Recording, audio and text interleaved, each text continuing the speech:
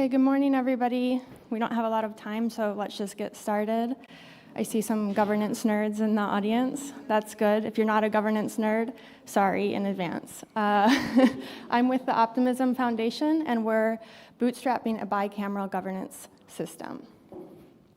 So the foundation is stewarding the development of the Optimism Collective's governance system, and we're taking an experimental approach to doing so. The biggest experiment that we're going to run is that the entire system is going to be bicameral. What do I mean when I say that? Basically that we will have two houses. You can think of it as two DAOs in our case. This is the biggest experiment that we'll be launching, and we're excited to launch it by the end of the year. So this talk is about why we're doing this, why it's designed this way, and at a high level, how it's going to work. So the first thing you need to understand about optimism governance is that there are two houses. It basically means there are two different DAOs. The first one is the token house. If you've heard people talking about optimism governance so far, this is probably what they're talking about. The token house launched about a year ago, a little over a year. The purpose of the token house is to oversee the protocol and drive ecosystem growth. The members of the token house are all OP holders and their delegates. And the structure is plutocratic, and that's okay. This house represents the free market and the collective's decision-making, and we think that's an important input to have. We'll talk about how we protect against the downsides of plutocracy later. And this house is responsible for decisions that affect the economic parameters of the system, like inflation and sequencer selection. The other house is the citizens' house. And this structure is non-plutocratic. So this is a one-member, one-vote system. And its primary purpose is to allocate retroactive public goods funding, which we refer to as retro-PGF. The members are citizens, and they're meant to represent the human stakeholders of the collective, and they're selected based on reputation. They make decisions that require long-term prioritization over short-term optimization. This house exists in MVP form right now. They're basically allocating retro-PGF, but not responsible for their full set of governance responsibilities. This we're going to launch by the end of the year, which is very exciting. Okay, so we have two houses, and we believe that this creates many benefits. The first one is, I think, the most obvious, and that's that with two houses, you can create a system of checks and balances. This is just a new version or a different iteration of a proven model. So bi- and tri-cameral governance systems exist in the real world, and they have for many years. The primary purpose of this is to avoid the common downsides of token-based governance and reduce the concentration of power that typically arises in plutocratic systems. We also believe that we can make better decisions as a collective this way by matching the incentives of each constituency set with different types of decisions or different governance responsibilities. So token holders will not always be the right unilateral decision makers, especially for non-economic decisions.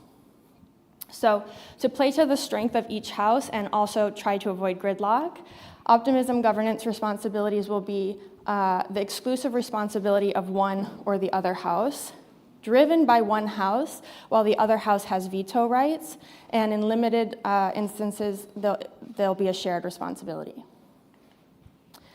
The less obvious benefit of a two-house system is that we can use it to create a flywheel, which is how we're eventually going to get to Ether's Phoenix.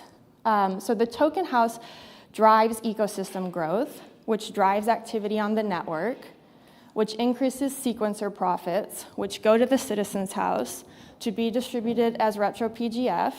That retro-PGF supports and sustains builders and developers that are developing and promoting the adoption of optimism, which in turn drives more growth, and you understand the circle. I think the least appreciated part of this two-house system is that the two houses together can bootstrap a sustainable market for retro-PGF and prove this axiom that impact equals profit.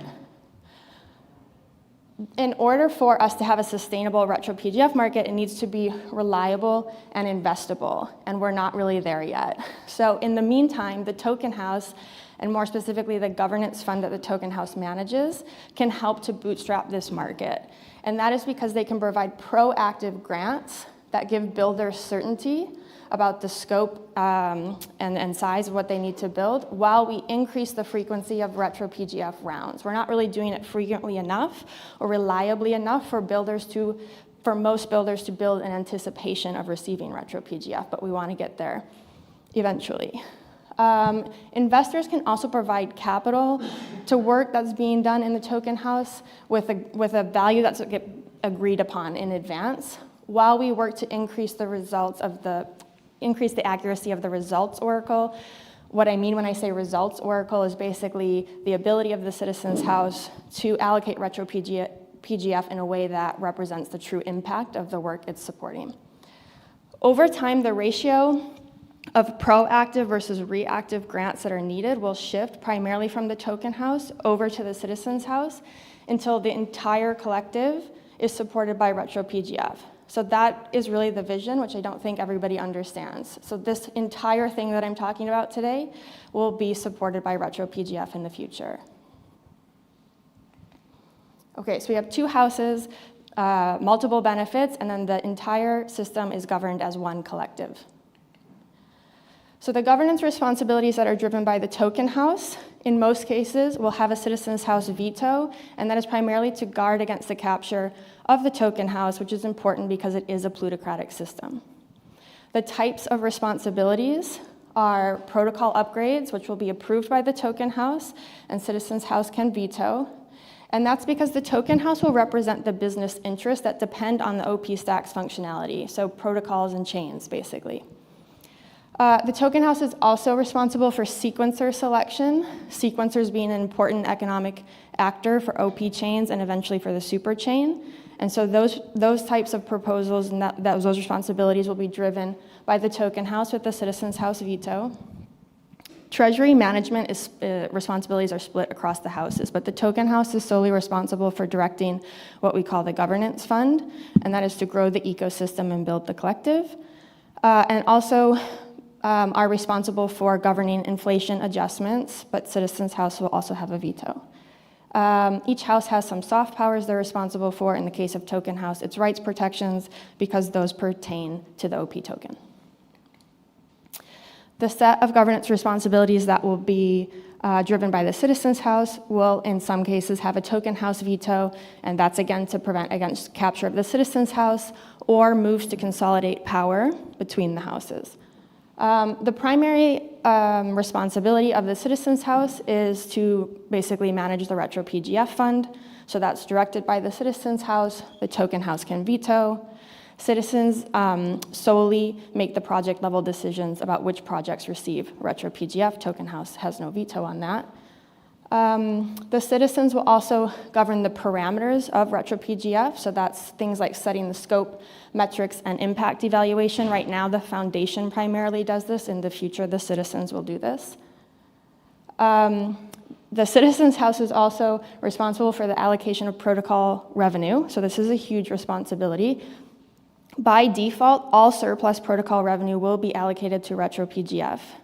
That's a huge deal. The token house can propose a deviation from the default, which the Citizens House can veto. And then finally, the Citizens House is responsible for determining the set of criteria that determine citizenship. So basically, the formula comprised of attestations that determine whether or not you qualify to be a member of this house. And token house can veto, and that's primarily to prevent against moves to consolidate power in that house.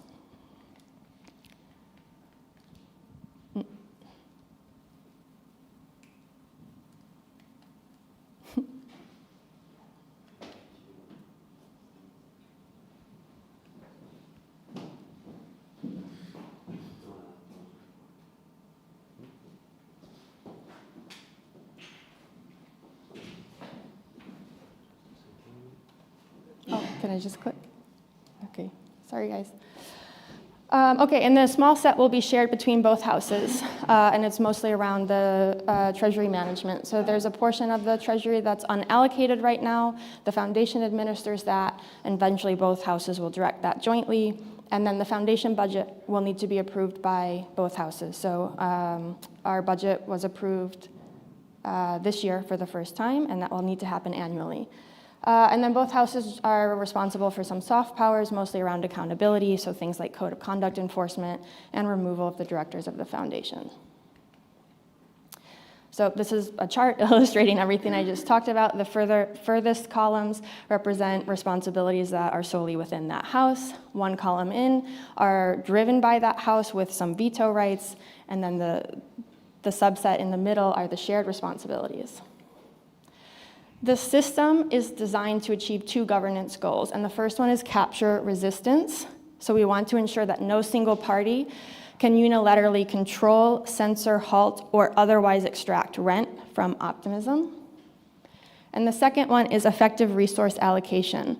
So we need to achieve credibly neutral and effective resource allocation to support the collective's long-term vision, and this requires a blend of short and long-term thinking. So this is basically the current spec of what we think the system is going to look like, but it will change on our way to the end state. So optimism governance will self-destruct many times between now and then. We iterate, and we're not afraid to say this didn't work and we have to try something new. So the division of responsibilities between the houses may change. Manual governance processes are going to be replaced by automated smart defaults. This entire system will be more governance minimized over time, and the foundation will take ourselves out of our role of designing and implementing the system. This is the last governance responsibility that will come online, will be for the ability of the collective to maintain and sustain the system itself. And we're not just talking about it, we're actually gonna do it. So season 5, which is the next season, we're gonna have our first joint house vote. We're gonna introduce something called the Law of Chains, which is really cool, and stay tuned for more information about that very soon. And we're gonna have our first version of the Security Council. So these are major milestones to actually implementing this system. If this is interesting to you and you wanna join the collective, you can register to be a delegate at vote.optimism.io. I see delegates in the audience. We need more. And we'd love to get your feedback on this design. Like I said, this is kind of the current spec, but I'm sure it will change based on your feedback. So there's a link here to provide it, and join the collective.